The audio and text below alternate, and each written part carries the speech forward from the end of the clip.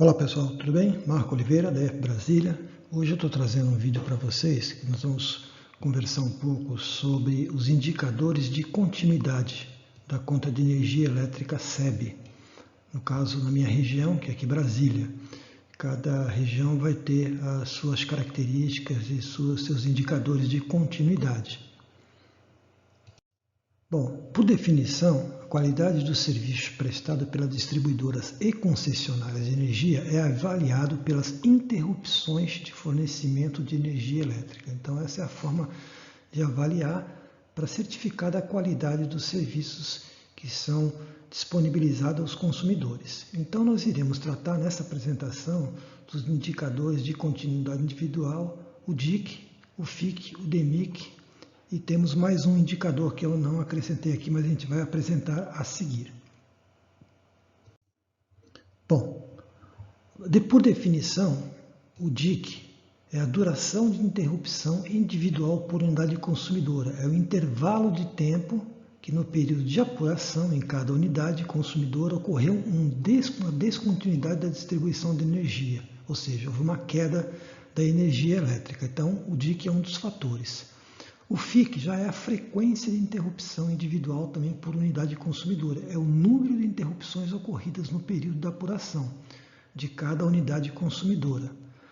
O DEMIC é a duração máxima de interrupção contínua por unidade consumidora. É o tempo máximo de interrupção contínua da energia elétrica.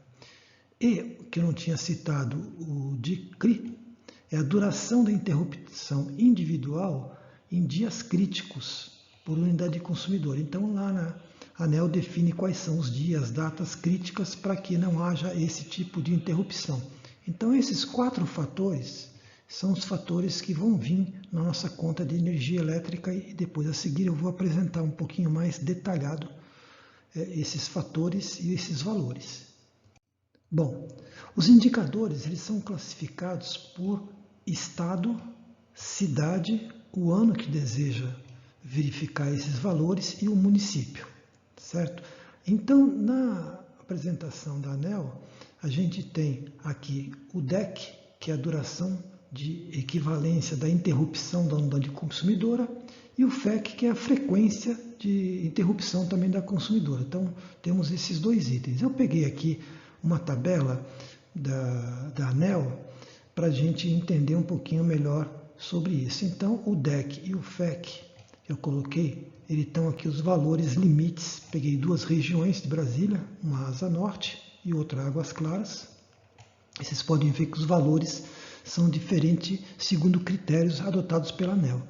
Então, o DIC, eu tenho aqui a indicação quantos que eu posso ter em horas mensalmente, trimestralmente e anualmente. E o mesmo vale para o FIC, o DEMIC, que no caso seria as horas mensais, interrupção, e aqui que é o DICRI, que é as horas críticas também. Então, posso ter, por exemplo, 12 horas de interrupções em dias críticos, né? Então, essa aqui é a tabela estabelecida pela ANEEL. Então, temos aqui o estado, temos aqui a cidade, né?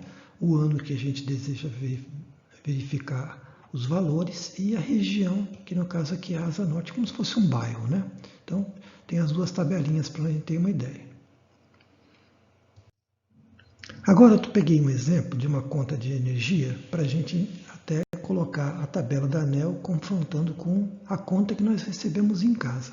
Então, nesse exemplo aqui, eu peguei a região, o município Taguatinga Norte, que era o mais próximo aqui dessa conta de energia. Então, vamos lá. No caso do DIC, aqui, o limite mensal é de 4,95. A gente pode ver aqui na tabela 4,95. E no caso, esse usuário, ele teve uma interrupção de 6,19. Então, não passou do limite estabelecido pela ANEEL. Já o FIC, o valor mensal é 3,11. Ele chegou a 3, então não atingiu o limite superior. Então, ele ficou aqui na cor verde, não tem nenhuma multa, nada para ser pago. E o outro fator, DEMIC em horas, que é 2,77, também ele ultrapassou o limite estabelecido. Esse aqui nas horas críticas, né, que é 12 horas, ele não teve nenhuma parada em dias críticos, então normal. E também ele apresenta aqui os limites, no caso trimestral e anual. Então nesse caso aqui, ele teve dois itens, o DIC e o DMIC, que ultrapassaram os limites. E com isso, o consumidor ele é compensado, né? Então tem uma compensação aqui por ter passado esses valores. Então ele recebeu aqui nesse caso R$ 1,42. Com isso, então, é feito o monitoramento da qualidade de energia que está indo para o consumidor, que são as interrupções. Um outro ponto importante que a gente também não pode esquecer é a qualidade da energia elétrica. A qualidade da energia elétrica ela pode ser monitorada e avaliada. Nós fazemos um mapeamento das grandezas elétricas que são recomendadas pela norma da ANEEL, o PRODISC módulo 8. Essa avaliação irá nos informar como está a saúde elétrica da edificação, elevando com isso a vida útil dos componentes, que são os dispositivos, como as bombas, os motores, as lâmpadas, reatores, sensores, acionadores de cancela, placas eletrônicas de elevadores e demais equipamentos que compõem toda a rede elétrica de uma edificação. Quais seriam essas grandezas?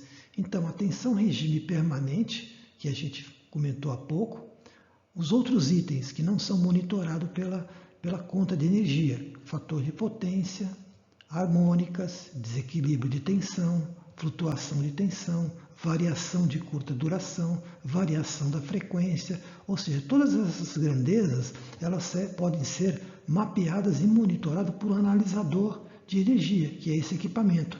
Esse equipamento é instalado na edificação, fica alguns dias monitorando 24 horas toda a instalação e com isso a gente consegue verificar todos esses fatores que podem contribuir com a degradação dos componentes e a vida útil deles.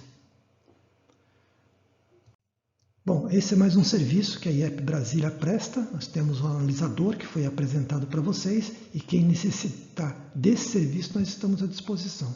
Tenham todos um excelente dia.